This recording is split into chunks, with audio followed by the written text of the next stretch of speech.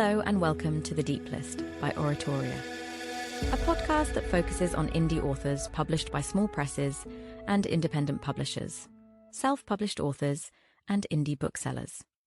Hello and welcome to the third episode of The Deep List. I'm Amrita and today we have author and poet Joanne, whose debut novel, Ether and Ego, will be released on the 15th of September this year by Inanna Publications. Joanne, welcome to The Deep List. Thanks, it's nice to be here. Your novel is described as a steampunk retelling of Pride and Prejudice, and Pride and Prejudice is already very well loved, so I'm already looking forward to it, to be honest.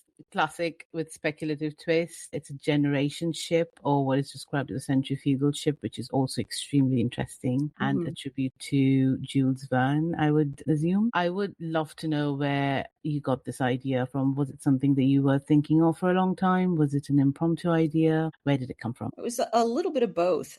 Pride and Prejudice is one of my favorite novels, as I'm sure is true for like half of the world. And so I sort of throughout my life have been thinking of like, oh, I really wish that, you know, this character had ended up with this other character instead, or it's like, it's so awful what happens to Lydia, and like these sorts of thoughts, right, about the book that, of course, Austen was making points about her time that are less the case now. So I felt like for my book, I could change those things and tell a different story, but rooted in the same characters. And so I had been thinking about it sort of idly for, I don't know, maybe 20 or 30 years. And then I finally had the time to sit down and write a novel. I had finished a previous novel that's not been accepted anywhere and won't be because I'm tearing it apart and making it into some different things. And so I was like, oh, well, this is my chance to tell this story. So, yeah. Why Pride and Prejudice? Because, like you said, it's already a well-loved novel, but then are you anticipating some sort of reception to it? Because it is so well-loved, do you think it's going to be, subject to more scrutiny than other novels? Is that something that you're worried about or looking forward to, in fact? Yeah, I wasn't thinking about things like marketability. I started writing this novel in 2024. I'm Canadian, but I was living in the US, in Tennessee, which is a very red state. And my partner and I had decided that we were going to move to Canada because that was an option. Since I'm a Canadian, I was born here, I'm a Canadian citizen, I could import him. So we did that in May of 2024 and then lived off of savings for about a year while we were waiting for him to get his permanent residency. And my parents were very kind to house us during that time. And so I was watching everything that's happening, the worst, like everything being just awful, right? And so I really wanted to write something that would be an escape for myself, but also for readers. I really wanted to write something that was just fun. And, there's always going to be serious undercurrents in anything that's based on Austen, but I mostly just wanted it to be really enjoyable to read. So that was a main reason why I wanted to write the book. And then, Pride and Prejudice is just, it's so witty. And I tried to retain that wit, like through a bit of a different filter. So I'm not just quoting her, but try to keep that spirit of the book, that vibe. Yeah. What made you choose the setting as this very Jules Verne-esque adventure instead of, say, going with mainstream fantasy or dystopian sci-fi? Right. I didn't want to write anything dystopian because I didn't think that would be so much fun. I wanted to write something that would just be a little silly, a little frothy. Of course, all of the people in this book, it's set in 1845 and they've been in space for a generation. So they take off during the Regency period. So it's sort of Regency, even though technically 1845 is a Victorian time period. They don't know about any of that because they've been on the ship. So it was a way of extending the Regency to be a little bit of a later time period. I've stuck all these scientists on board, Michael Faraday and Charles Babbage and other like great British scientists are on the ship helping make the ship work, right? But even with all of that, it's impossible. There's no way. They didn't have the technology, right? So I just wanted to make it like space fantasy, like Jules Verne, and not worry so much about it being precisely realistic. Whereas if I were writing a mainstream, like a book that was set now, a contemporary story, then I would feel the need for every little detail to be correct. Yeah. And I wanted people to focus on the story. Yeah, that's brilliant. I think that's so much fun that you have all these scientists on board there. I was going to ask how much research went into, say, the character development, because you do have quite a few things that's different. The new sort of professions are different. Obviously, setting is different. The world is different. And there is, without giving too much of the plot away, there is a murder accusation that's part of the book, a part of the plot as well. Right. That's a very interesting element. So how have you set yourself apart? Yeah. So much research. I was researching, obviously, the science, and then every little detail, I'd be like, oh, wait, is this something that I think they had in 1821 when they're supposed to have taken off, or that could plausibly have been invented on the ship using what they knew in 1821? Or am I wrong about that, right? And I discovered that there are a lot of things that were invented in the mid 1800s that I didn't, I thought that they were invented earlier. And then there were things that were around much longer than I had realized. Like gum Arabic has been around forever. And I sort of thought of it as like a 1800s thing. Yeah. So my knowledge of history is very what we in Canada would call public school. I know you guys mean something different by that. And then I am interested, so I read books, right? I'm not a historical expert. So there was so much research that went into things like that, but lots of things that maybe you wouldn't think about, like they have to make their own fabric. So what plants would they grow that would allow them to make their own fabric? Because obviously, otherwise everyone's naked by 1845, right? Which wasn't the book I was trying to write. And how do you garden on a ship? So you have to give it some kind of gravity, which is why it's a centrifugal shape. Where do they get water from? Where did they get their minerals from? So I worked out so many more details than actually ended up in the book. And then also things like, what would the justice system be like? I read a lot of the proceedings of the Old Bailey that are online, thankfully. And so, we didn't have the same kind of justice system then. It was a lot more rough and ready. And of course, on a basically frontier society, you wouldn't even have what they had in late 17 or early 1800s. So it's much more ad hoc, the justice system on the ship. All of those things I ended up having to research and, of course, fabricate my own idea of how things would have gone over the intervening 24 odd years. That's fascinating, because I always find that if I do 100% research, only about 10% ends up in the actual text. So yes, I'm very comforted to know that there are people who are doing everything and then only writing a part of it. And that's part of your process, I think. But also on your process, how detailed is it? Do you go in with an outline or detailed character sheets, or is it more discovery at first? So I'm what a lot of writers would call a plantster. I'm like a mix between a planner and a pantser. I had a detailed outline. Of course, it's easy to detail outline a retelling because you're taking an existing book, right? So I started with, I don't even remember, some online thing that was like an outline of the plot. And then figured out what changes I wanted to make, reorganized some scenes. And then from there, I kind of started writing. And I had several false starts. I had several chapters that I wrote that I ended up being I really don't need to focus on it's a romance. I don't need to focus on how they all end up on the ship. Originally I had a prologue that I completely removed. There were lots of places where I started to write a scene and then I was like, no, I don't really want to go this direction with this character, or it's not working. The character doesn't feel authentic. I originally had different points of view. Everything is told from limited third person, but it's Lizzie Bennet, right? I don't have any scenes that are from Darcy's point of view. It's all what Elizabeth would know. And originally I had some other characters from their point of view. And then I decided I didn't like that so much. And so by the time I actually started writing the version of the book that I submitted to my publisher, I think I had a pretty solid outline because I had tried some things. And I think most writers go through that kind of process, right? And then I submitted it and they accepted it, and they would have accepted it the way that it was. They were like, you don't have to do any of the changes that we suggest. But they put me through a developmental edit process with a writer here in Nova Scotia named Georgia Aiken. And she was so helpful and suggested several things that I could that I sort of hinted at in the book that I could pull out and make more. There's a lesbian subplot that she was like, we should lean into that, right? So I have a little bit more information about how that would have worked and how Elizabeth Bennet would have responded. My version of Elizabeth Bennet would have responded. Yeah, I feel like I've said too much, but but it's invaluable. Yeah, absolutely.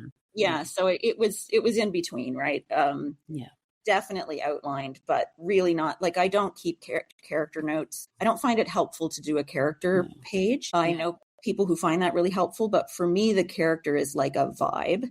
And I didn't have to invent anybody's background because it's all set out for you in Austen's book. So I would have a little bit more outlining to do with a different novel. The novel I'm working on right now, for example, I have to figure out all of the backgrounds of all of my people. So that's a whole process. But I don't find the classic kind of character sheet very helpful. What I do is I have one sheet that is just everything that I decide about every character in alpha order. And I just write down, oh, now she has brown hair. Now he has green eyes, those kinds of continuity things. They went to this school. They were born on this date, like whatever it is that I've figured out that is now part of the draft goes in. So I don't then mess it up later. I'd love to talk about your relationship with reading and writing because you have a long CV of writing fiction, microfiction, creative nonfiction, and editing, to be fair. And you've run your own press as well. So that was super impressive. And I was trying to finish up reading everything before the interview, to be fair. So I got through quite a bit, but not 100%.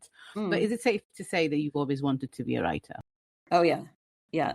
I came to reading late. I learned to read when I was 7. I was a dreamy little kid. I didn't really pay attention to what was going on around me. And so they had some trouble getting me to focus. And so I didn't learn to read until I was 7. But then it was this instant there's this whole world that I can throw myself into and be a dreamy little kid inside these stories. So yeah, I think I've been trying to be a writer since very, very young.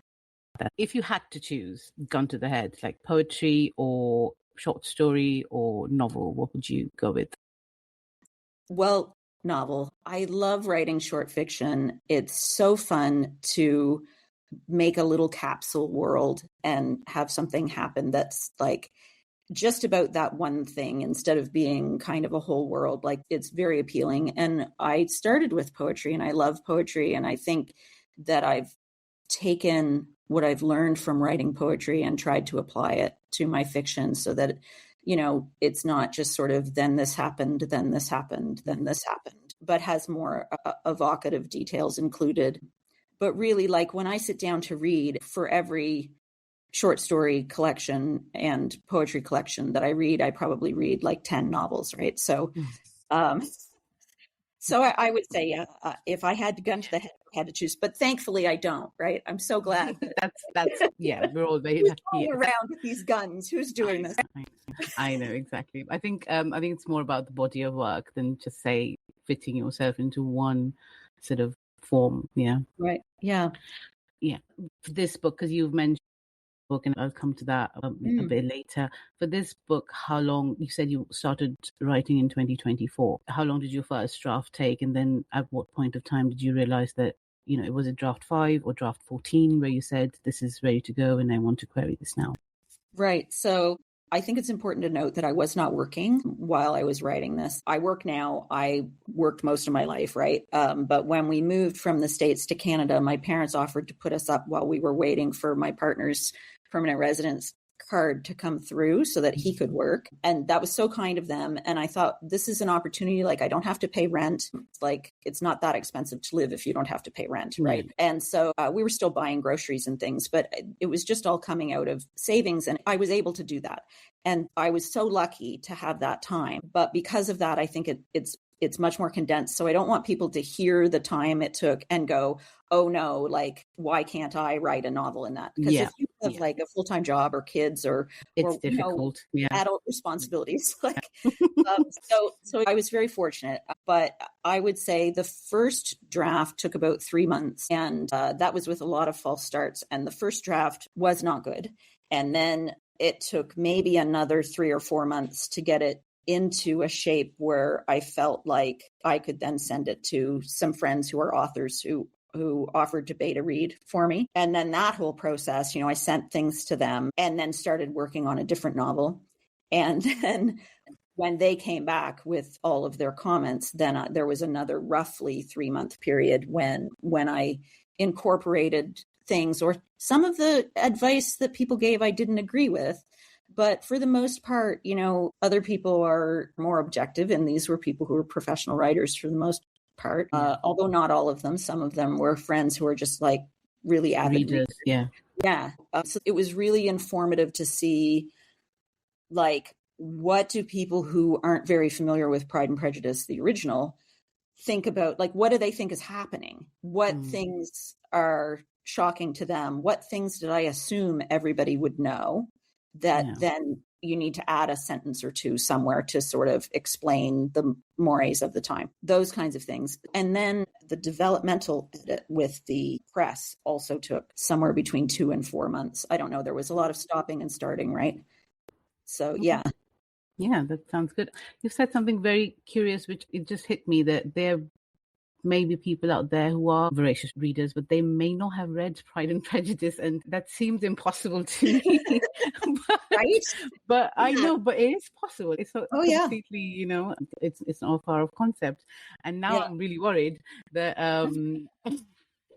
what will they think? And they might want to read Pride and Prejudice right after they read your book, which would be fantastic. But yeah, I would love if this brought some people to Pride and Prejudice, but I'm guessing that most of the audience will be people who already love the book. I did have a good friend of mine read it, and he's never read the original. He's like a sci-fi person, and he kept saying things like, these people are so judgmental. It's funny because of course they are, like the original, the OG judger, right? And he was just really taken aback by these characters. And that was really fun to see. Yeah. It would be very fascinating. Yes, absolutely. Yeah. Yeah.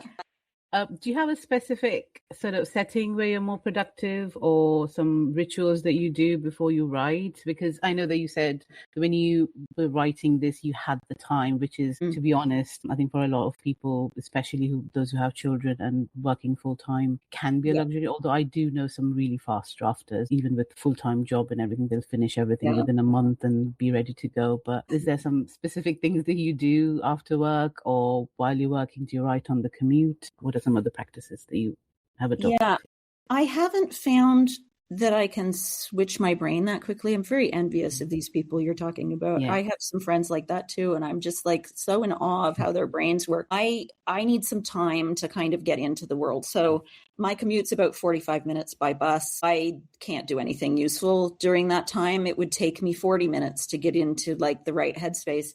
Plus, with buses, like they jerk back and forth, and it's not a smooth ride. So I read on the bus.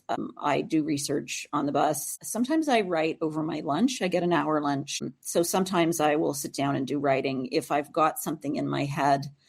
When I'm writing a book, I'm kind of living in the book, so there's always something going on in the back of my head that's like crunching through a problem. And so often the writing, like during my workday or even after my workday, will look like me having a thought and texting it to myself or sending myself like a voicemail or something, just so I won't lose that thread that I've thought of because, now my boss needs something and it goes out of my head, right? Yeah. I work as an executive level secretary in healthcare administration. And so sometimes that can be hectic and it's easy to lose a thought that I might have. So it's very quick to send myself a text. That's a thing that I do a lot. And then after work, I have an established practice on Tuesdays and Thursdays of going to a little cafe. And it's just time for me to just sit and write. There's a group that I meet up with on Tuesdays and we all just silently write together, which is great. And then on Thursdays, it's just whatever cafe I end up at. And that's been really helpful.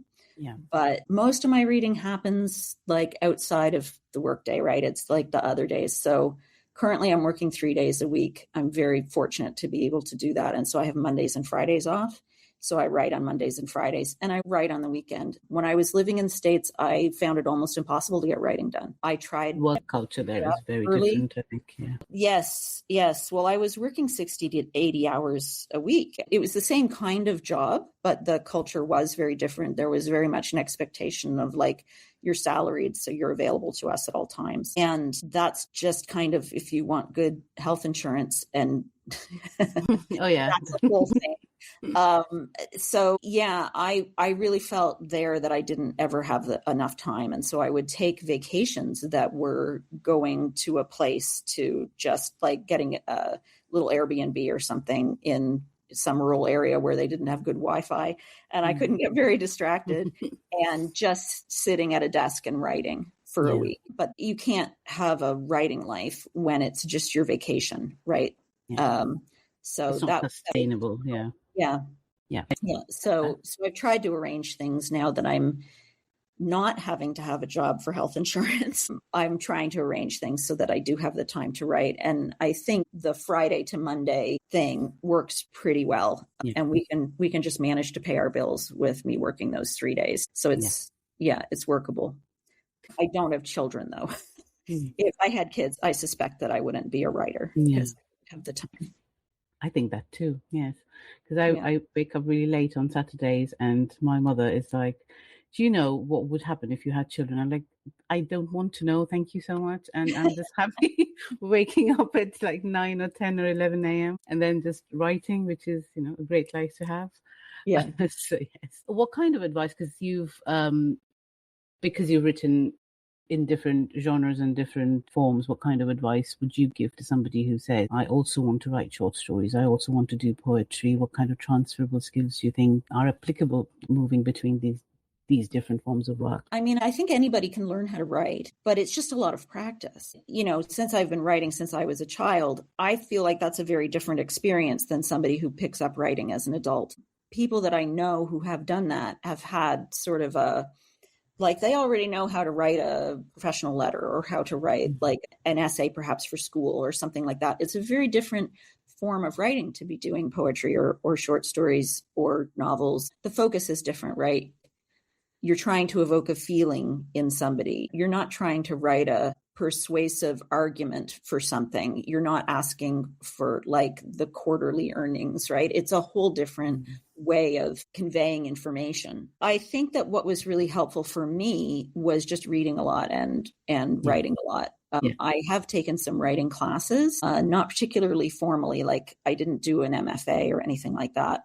But there's a writers organization in my community called the Writers Federation of Nova Scotia. And there's one in every province in Canada, I think. I'm actually not certain if there's one in PEI, but anyway, that's in the weeds. But there's these writing organizations everywhere that offer these like sort of ad hoc workshops, right? So you can do like one night or you can do a 6-week course or whatever. And most of them aren't that expensive. And I found them very helpful to learn some things about some specific thing. And that's been helpful. But I think at the end of the day, the most helpful thing is reading mindfully, reading and paying attention to what you're reading. Not just getting lost in the book, but paying attention to how are the sentences structured? How are the paragraphs coming together? How are they transitioning from one scene to another or one head point of view to another?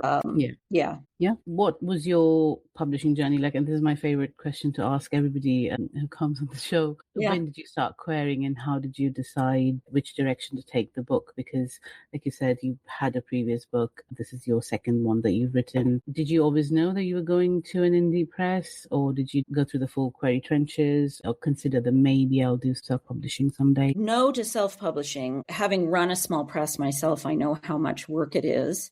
I wasn't publishing my own work, but it's a similar work process. A self-publishing person is basically running a small press where they're the only writer that they're publishing, right? But from like a workflow point of view, it's the same thing, perhaps even a little harder because you would have to, like I was editing a lot of the work.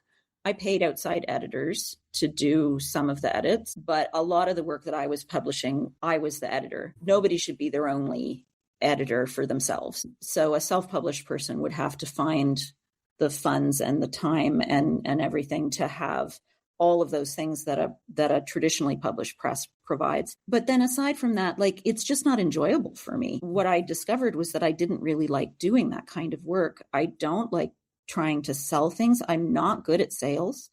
I don't like it. I enjoy editing, but I don't like most of the rest of that whole work process. So I really knew pretty solidly that I didn't want to self-publish. And I don't think that self-publishing is a good idea for people who are not outgoing, like very extroverted and able to do that kind of go to a convention and be like a salesperson every second weekend for the rest of their life. Like, that's just it's not me. And I think it's not a lot of writers, but there are some people who are really good at it. And those are the people who you see really excelling as self-published authors. It kind of allowed whether or not I would have an agent and go through like big 4 or 5, however many we've got now, or if it would be with a small press. I kind of left that to chance. I submitted to perhaps 20 to 25 agents. And at the same time, I was submitting to small presses that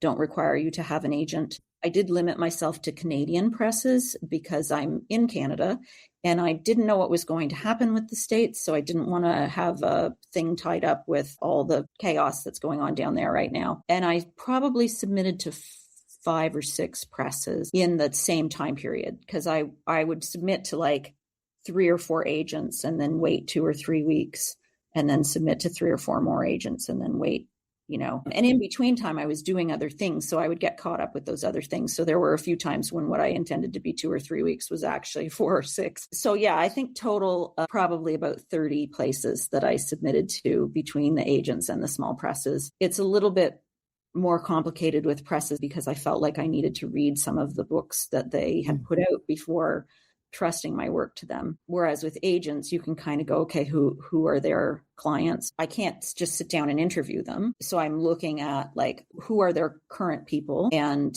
do those people seem to be happy with them? And I was in the fortunate position of being friends with a lot of people on Facebook. So I was able to reach out and say, hey, how do you feel confidentially about this agent? And how's it been working with them? And a lot of people were very generous to answer that. So I was able to, and nobody slagged off their agent, but there were some people who were like, well, I've liked it, but they have these weaknesses or that thing. And so it was nice to have that information. I kind of left it to chance, and it was just Inanna accepted me before any of the agents did. Some of the agents asked for full manuscripts, but nobody made me an offer.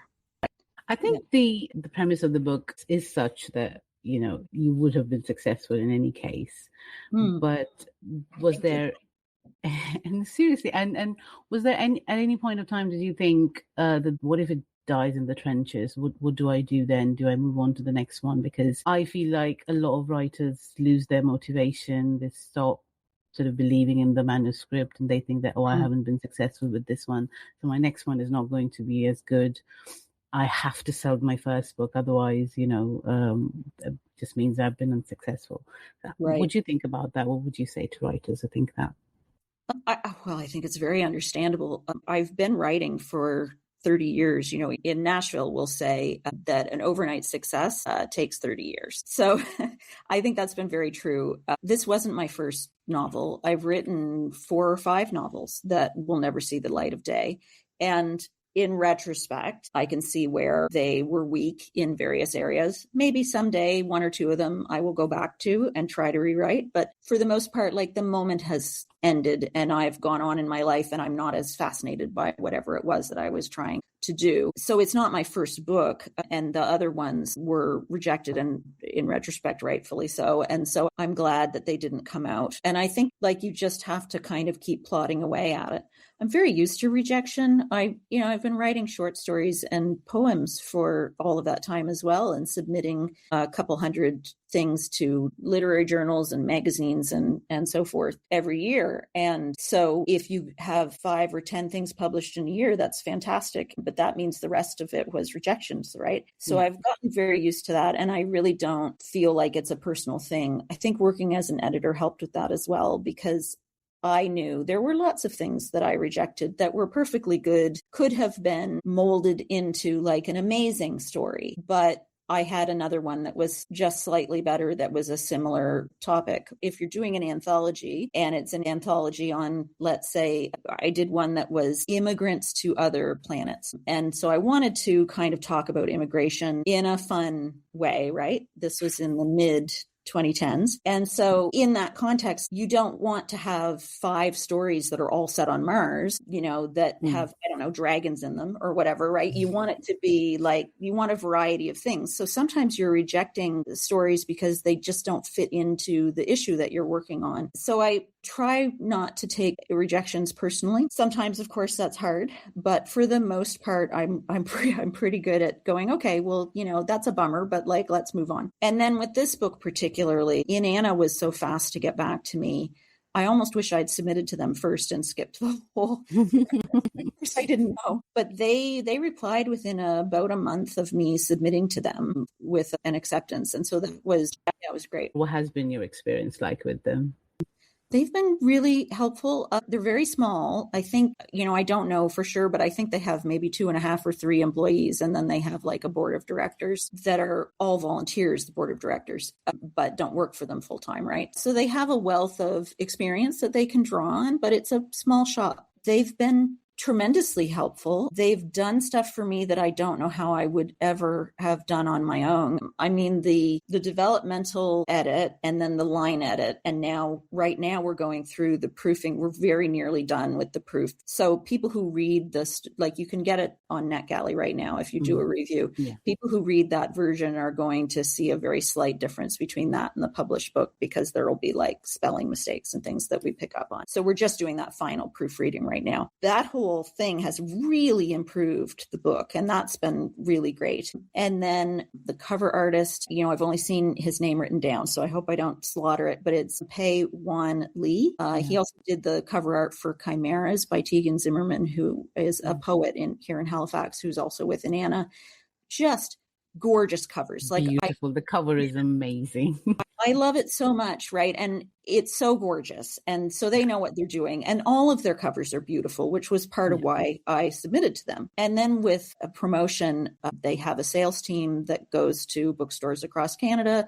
They have a publicist who is available to advise me and also does a whole bunch of the publicity herself. And she knows some people that she's able to reach out to a little bit more easily. They're in Toronto, which is like the main kind of hub for publishing in Canada. I've been invited to be at Word on the Street in Toronto, which is a big book fair. That wouldn't have happened without Anna. I'm sure that they like the invite came to me through the publicist. I'm sure that she set that up. They've been really great to work with. I've really enjoyed it. And just on a personal level, they've been such delightful people to just get to know. So that it's the whole experience so far has been really lovely. That's lovely to know. And what kind of research would you suggest new authors do if they are going for an indie press or a small press? Well, I think it's important to ask around if anybody's had bad experiences. Google's getting less and less helpful, but I did a Google search on like press name plus scam, or beware or whatever. Science Fiction Writers of America has a regular thing that they do that's like beware this press, right? So if you search on that, it might come up. If it comes up with the press, don't submit to them. And then just looking at what they publish. I read at least 3 or 4 books from each press that I submitted to. Now I'm a fast reader, and I wouldn't say that I was reading them like they were textbooks or something. Like I wasn't trying to really delve in, but I sort of did like a fast scan over several of their books and read 2 or 3 like attentively, I wanted to see what they looked like on the page. What are the books attractive? Is the physical object of the book like a nice thing to hold? Is it nice to touch? Are the fonts nice? Is it readable? Does it have a lot of spelling errors and grammar errors? Like, are they actually doing that editing that you want? And then on top of that, what is the quality of what they're accepting? Because you want to be in good company. Yeah. I think that polish is very important. A lot of new authors, they will not look at book cover. They're just excited to get a deal, and they run into a contract with any odd small press, to be fair, and then they have complaints. I think that research, that knowing if the physical product itself is, it feels good in your hands. That's a very important thing. Mm-hmm. Yeah. Are you working on something new? Any new work that we can expect, apart from obviously ongoing submissions in poetry or short story submissions? And also, I'm very interested to know why you're hacking up the other book that didn't work, and what are you turning it into? That book was an alternate history, and I had 3 different timelines. So I had like our world, and then I had 2 alternate history worlds. I ended up deciding that the play between the 3 worlds just was not working. I've broken it up into 3 chunks, one for each timeline, and then I'm turning one of the timelines into a novella that I'm working on, and one into a short story, because I hadn't really developed that world as much as the other 2. And so I'm sort of like struggling to even figure out what I'm going to do with that. And then the third one, I may end up turning into a book. I'm toying with it. I've put it into a new Scrivener file, and I'm just thinking about it right now. And while I'm doing that, there's a book that I wrote that I've just done the first draft, which is about a non-binary person who is cursed to be invisible. They think that they're a ghost. Like people walk through them and they can say things and nobody, knows. So I'm having a lot of fun with that, but I don't know if that's going to end up being a thing or not, because I'm really unhappy with the middle of the book. Writers will be familiar with everybody. Yes, exactly. Yeah. That's very normal, I think. Yeah. We're all upset about soggy middles. Yeah. So it's got a very damp and dripping kind of soggy middle. It's really not good. So I'm not sure what I'm going to end up doing with that. But there's a critique group that I'm in, and so I've been submitting it in chunks to them, and in the meantime, working on short things in between promo for this book. Yeah. Joanne, thank you so much for chatting with me today. I wish you all the best for your launch. Thanks so much. Thank you. For those of you listening, this is The Deep List, and we have been chatting with Joanne Merriam about her debut novel, Ether and Ego, which will be out on the 15th of September by Inanna Publications. The book is on pre-order right now, so I will be leaving all relevant links and information on the podcast page at oratoria.substack.com. Thank you for listening.